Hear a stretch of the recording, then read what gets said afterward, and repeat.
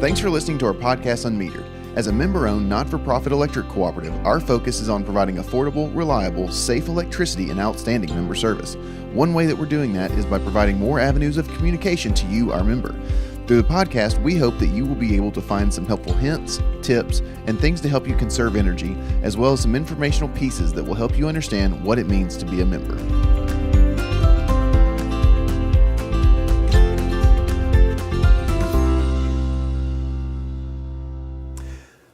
Thanks for listening to another episode of unMetered. We're extremely excited to have you here and that you're taking the time to listen to this or watch it on YouTube. Where if you've not done it yet, we want you to go and subscribe to our YouTube channel. You can also subscribe to our podcast on iTunes or Google Play or a couple of the other major podcast services. If you've also not done it, please take a moment to go check out sharingchange.org. Sign up there if you're a member. It's the easiest good thing that you're ever going to do. And what that program does is it rounds up your monthly bill to the nearest dollar, and that change is donated to a local nonprofit in your area. So if you're from Rutherford County, it stays in Rutherford County, or if you're in Wilson, it stays in Wilson. And the average member ends up donating about $6 a year, and so it's very, very minor when you look at the grand scheme of things. I mean, it's simply a cup of coffee, depending on where you go for your daily cup. And so we want you to please take a moment, go over there and check it out. If you've got questions, please contact us at 877-777-9020. Just a reminder, as storms are not necessarily forecasted for today, but in general, please remember that if you experience an outage, the best way to report that outage, and the only way to report that outage, is by going to our outage line, which is 877-777-9111. And that will allow you to check on the status of your outage, along with you can report any outages just to make sure that we have that in our system.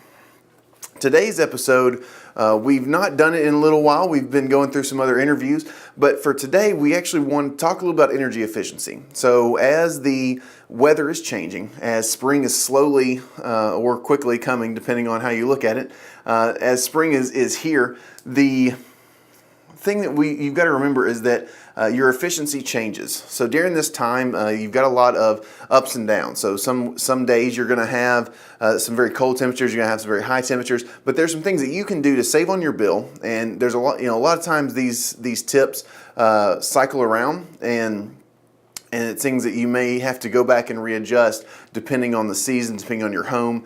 Today we're actually going to be talking about caulking your windows and doors, and also we're going to talk a little bit about air filters and what the benefits are of changing those out. I know we've touched on those two things before, but not nearly in as much detail as we will today. So with that being said, let's get started on caulking your windows. Now, the greatest loss of heating and air that you're gonna find is gonna be those gaps around your windows, around your doors, around your vents, things like that. Places that you may not necessarily think of as energy suckers. Things that suck the energy right out of your home. Those little gaps are places that not only can bugs and other pests find their way through, but also you're losing air going out. So on those hot days that are coming up, you're blowing cold air right out the window. If the temperature drops down, as it sometimes has done previously, you're losing your heat right out, and it's invisible, and you never even realize that it's going anywhere.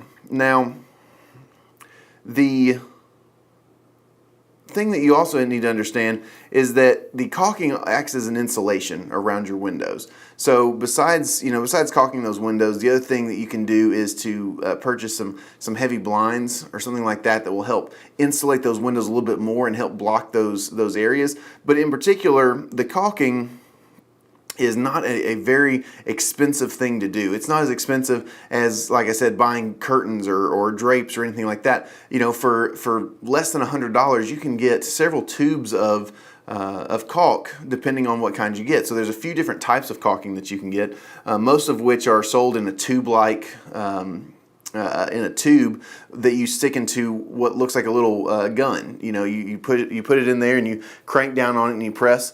And so it's not overly expensive depending on the type. So some cans of caulking is as low as a couple dollars to several to $8 or $9. Just kind of depends on what purpose you're needing out of it. So if you're caulking around concrete, windows or doors, versus if you're caulking around something that's made out of wood. So there's a couple different types of caulk out there, and you're going to want to take a look and find the one that fits your purpose the best. Now, there's a couple other things that you can do when you're caulking as well. So besides caulking with a tube gun, you can also use an aerosol can or a foam fill. Both of those are available at your local hardware stores. Again, those are probably a little more expensive than the traditional caulk. It depends on what your purpose is going to be and how much of a gap you're needing to fill. One thing that you can do is, if it's a large gap around your window, is actually to put a little piece of wood, a piece of pipe, something that you can kind of fill up that space before just pumping it full of caulking. That way, there's a little bit more of a flexibility. And during this time of spring, we're going from a very cold winter into a very swing weather type. So your house is going to fluctuate over the next few weeks. Especially if you're built on a crawl space or on a slab or something like that, those temperatures are going to make your house kind of contract and expand a little bit. So you're going to want to caulk your house, but then you're going to want to go back and double check that and make sure that there's been no gaps that have opened up going into summer. When you also take a look at caulking, if you've got a budget that allows, try to get the higher quality caulk, because it does last a little bit longer. Plus, it also has a little bit more of a flexibility to it. It's made of a better material, and that material is going to allow your house to flex, as I was talking about, without opening those gaps back up. Now, as a rule of thumb, you're probably going to want to use half a cartridge per window or door, and that's just kind of a rule of thumb. It totally depends on how much of a gap you have around your windows, your doors, and they also recommend using about 6 cartridges around your foundation. Now, the foundation is something that you don't often think of. Like I said, those vents around the bottom of your homes, just where the house meets the foundation, you can lose a lot of heat or air, depending on how your home was built, how old it is, how much shifting that has happened to it.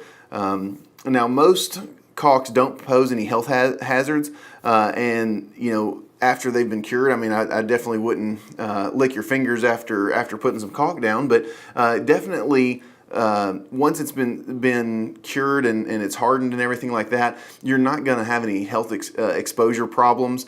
That's not necessarily something to be worried about, but at the same time, you do want to look at the caulk on the back. It'll tell you what those issues are, so that way you'll be aware. The best time to apply your caulk is going to be when it's dry. So if it's raining outside, probably be a good time to skip out, because that water is going to deteriorate your caulk and make it not stick as well, or to fill up the gap nearly as well. So definitely do it when it's dry outside and when the temperature is above 45 degrees. So these early mornings, sometimes it's cool enough to need a jacket, but if you wait just a couple hours, it's warm enough that caulk is not going to deteriorate from the cold, and that way it can cure, and then once it's been cured, then the temperature doesn't really affect it so much. The other thing that you want to look at is, if your gap is too wide, you want to use a special filler for that purpose. You'll find fillers in the caulking department. So there's a few different types. People talk about putties, almost like you're fixing a hole in the wall. There are some other types of putties that are used for windows, doors, and to help close those gaps up a little bit better than the caulk does. The fillers are not really designed for exposure to the elements, so the best thing to do is to put that filler in and then go over it with caulk, and that way it kind of seals it up. But you're going to want to make sure that filler has hardened and cured before you put the caulking over it, because again, it's like putting caulk on with water. It just kind of deteriorates the material. Now, one thing that you do want to think of when you're caulking is how you're going about it. So just cutting off the tube straight is not necessarily the best way to caulk. Instead, cut the caulking tube off at about a 45-degree angle, where it almost makes a point. That way you have a little more control over what you're caulking, how much is coming out, and that's something that is an easy way to make your caulk go further. So instead of using half a tube of caulk, you might be using a full tube because of how you're applying it. You may be applying it too thick and just a little bit unnecessary on that. So that is an easy thing to do. Just kind of be aware of how much you're putting on there and realize that a little bit does go a long way. Caulking in a continuous straight line, avoiding stops and starts is another way to improve the durability of the caulk. So if there's less places for it to peel up, less places for it to deteriorate from, is going to be better. Just like if you're taping something down, the more pieces of tape you have to use, the less integrity it's going to have. Whereas if you use just one long piece, it's going to have to take the entire thing off for it to lose its durability.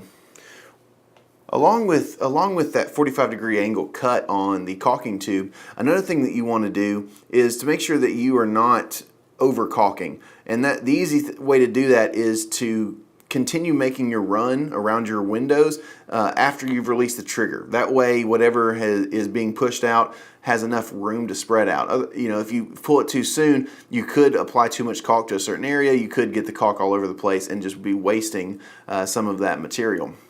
If the caulk oozes out of a crack, use a putty knife to push it back in. Some people use their fingers. You know, that's one way to go about it. Personally, I think using a putty knife is better because it gives you a little more control over the area, and plus it gives you a more finished look when everything is said and done, when you can just kind of smooth over that. Now, once you've applied the caulk, it takes time for it to dry and cure. So we talked about not doing it when it's raining outside. You also, if you're caulking outside, be aware of what the weather is going to be after you finish. So depending on what kind of caulk you have, depending on how much you've put on, that caulking could take anywhere from a few minutes to an hour or so to dry. Now, and that time frame, if it rains on it, it could again deteriorate your caulking and make you have to do it again in a few months when the season changes, because it cracks, it gets brittle. It's just a not as good of a caulking job. The curing time is kind of described in two different ways. The tack-free time tells you how quickly the fresh caulk on the outside surface is going to dry, and then the total cure time indicates the time required for the caulk to become completely stable. So when you're looking on your caulk, it'll give you two time frames. The outside is the tack time, and then the inside of that is going to be referred to as the total cure time. So again, be aware of what your weather conditions are, be aware of what you're going to be doing it on. So if it's something that needs to set for a while and not have anyone step on it or to brush up against it, again, watch out for that. And then again, don't allow pets and small children to come in contact with the fresh caulk. You'd hate to see all your good work be messed up in just a few minutes. So whenever you're doing these things, make sure they're kind of put out of the way. Now for large gaps, the expanding foam does really well, especially around windows and door frames. And along the foundation, there is a foam. There's a foam type of insulation spray that you can put in there that is extremely good, very easy to use, not overly expensive. So you can find those at your local hardware store, Lowe's, Home Depot, Ace, types of places like that. And exploding foam is really good for filling cracks that caulk can't. So if, for instance, you try to put some caulk in a large gap area and you see that it's just not sticking, or maybe the inside of a wall is hollow and you need something to fill that in and not keep falling into the wall, a foam does very well on that. So be prepared to have that available with you as well. Have a couple cans of that along with the other caulk because you may need it, and that way you don't have to go back to the store a couple times to get it. And seal gaps too wide for foam with a foil-faced bubble wrap. So you can buy this bubble wrap at, again, any home improvement store, and that foam does really well for those large holes. And then what you want to do is you'll want to fill in the small gaps after that with the foam. So again, a hollow wall area that has a large crack in it, as you're putting that foam in, it just keeps falling down into that hollowed space. Putting in something behind it as a backer to hold that foam together is going to help you use less caulk and make sure that it's done right. Now, if you're looking for more ways to save, be sure to check out mtemc.com and our Ways to Save page is where you can find podcasts, blogs. You can also contact our energy service coordinators, and what they'll do is they'll come out, they'll check your home, and they will be able to give you a score on a value of 1 to 10 on how energy efficient your home is. They'll talk you through some of the things that you can do to improve that energy efficiency, which is going to help you lower your energy bills and raise that efficiency up. So thanks for listening this week.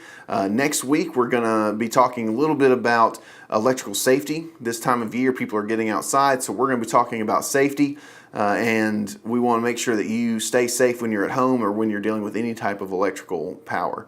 Thanks for listening, and we hope you have a great rest of the week. Unmetered is brought to you by Middle Tennessee Electric.